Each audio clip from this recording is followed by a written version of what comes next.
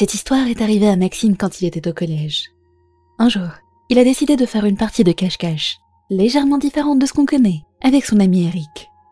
C'était une partie de cache-cache pendant qu'ils invoquaient des esprits. Oui, c'était vraiment des adolescents stupides. Et, contrairement à ce qu'ils imaginaient, ça ne s'est pas terminé avec des rires et de l'amusement. Ça s'est fini en horreur totale. Ils avaient trouvé une façon de jouer à ce jeu sur Internet, et ils ont lancé le sort pour invoquer les esprits, comme c'était écrit. Puis Maxime s'est caché dans le placard, pendant qu'Eric se cachait sous le lit. Quelques instants sont passés sans que rien ne se passe, lorsque soudainement, Eric a poussé un cri.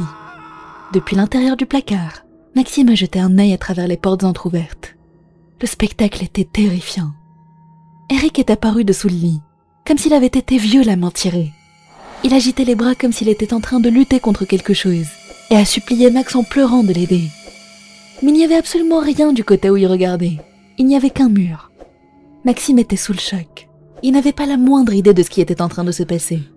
Puis, après un moment, Eric a crié de manière hystérique et s'est tenu le coup. Quelques secondes plus tard, ses membres se sont écartés incontrôlablement, comme si quelque chose était en train de tirer dessus. Les hurlements d'Eric sont devenus assourdissants. Maxime tremblait sans pouvoir s'arrêter, complètement sous le choc.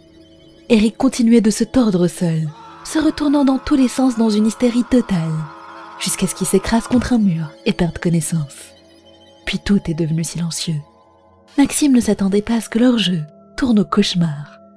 Il a appelé une ambulance et a porté Eric jusqu'à l'extérieur de la maison. Au moment où il allait sortir, il a entendu une voix derrière lui, ou plutôt des voix de plusieurs enfants, lui disant en riant que maintenant, c'était à son tour. Maxime a senti un frisson glacé le traverser, et ses jambes l'ont lâché. Il est tombé au sol, lâchant Eric au passage. Il s'est forcé à se relever pour traîner son ami dehors, et après quelques instants, l'ambulance est arrivée. Eric avait de la mousse blanche au coin de sa bouche. Ses parents se sont précipités à l'hôpital, et ont essayé de blâmer Maxime pour ce qui s'était passé. Mais le docteur leur a fermement dit que ce n'était pas possible. Il a dit que les ligaments d'Eric dans ses 4 membres étaient sévèrement déchirés, et que ce n'était pas quelque chose qu'un collégien était capable de faire. Eric a repris connaissance un peu plus tard. Il a aussitôt expliqué que des enfants invisibles avaient attrapé ses bras et ses jambes, et les avaient tirés avec une force terrible. Personne ne l'a cru cependant, à l'exception de Maxime. Mais ils ne se sont plus revus depuis. Eric a déménagé peu de temps après cet incident, et a coupé contact avec Maxime. Il se sent d'ailleurs toujours coupable de ne pas avoir réussi à protéger son ami, et s'en veut énormément.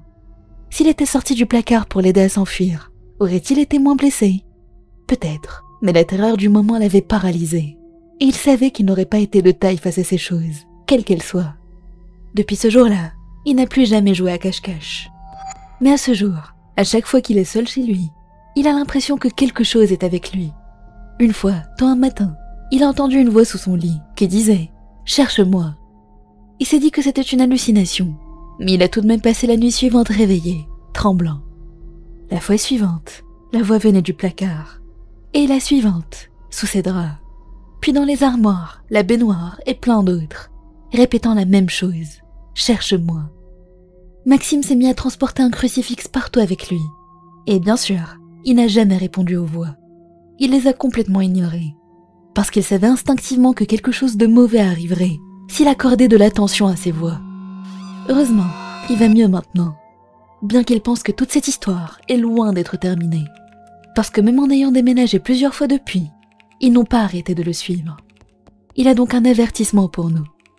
Ne récitez jamais un sort capable d'invoquer des esprits, parce que même si l'invocation marche, il n'existe aucun sort pour les renvoyer là d'où ils viennent.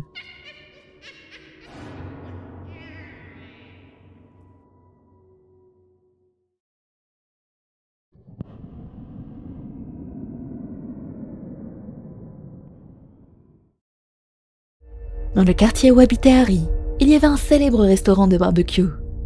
C'était un restaurant qui avait les ribs les plus succulentes que Harry ait mangées. Le goût n'avait pas son pareil. Il était accro à ce restaurant. Il y allait chaque jour de la semaine. Puis un jour, le propriétaire du restaurant est venu le voir et lui a dit « Notre cher client le plus fidèle est arrivé. J'ai une viande très particulière à vous proposer. Une viande de qualité premium, très difficile à obtenir, que je viens de recevoir. Tellement délicieuse que rien ne l'égale. Le chef lui tapotait amicalement le dos en parlant. Harry a été un peu offensé, mais il n'a rien dit pour ne pas froisser l'homme qui le prenait pour un ami. Il a répondu que oui, il voulait la goûter. Le chef l'a mené plus loin à l'intérieur, dans ce qui ressemblait à un autre restaurant. Il y avait plusieurs personnes attablées, qui semblaient être VIP. Harry s'est installé et a observé les autres se faire servir. C'était une petite quantité, de 4 morceaux de rime.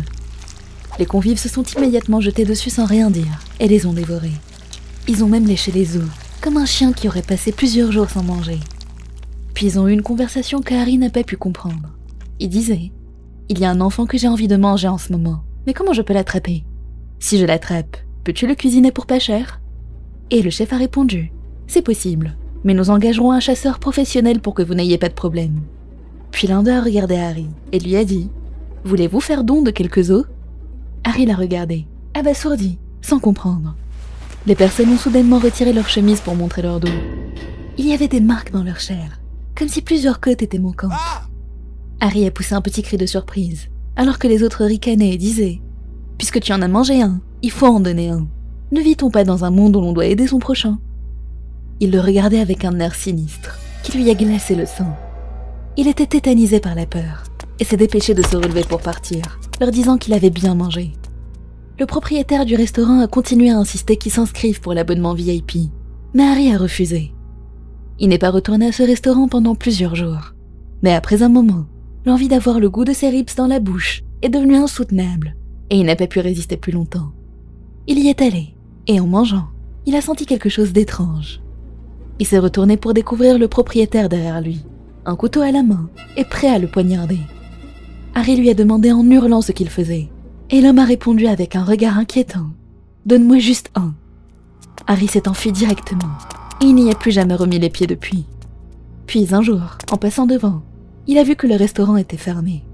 Curieux, Harry a demandé au propriétaire d'une boutique voisine ce qui s'était passé. Il lui a répondu. Quelqu'un avait ramené un couteau à l'intérieur du restaurant, et ça avait créé des problèmes. Au final, 3 clients ont dû être emmenés aux urgences.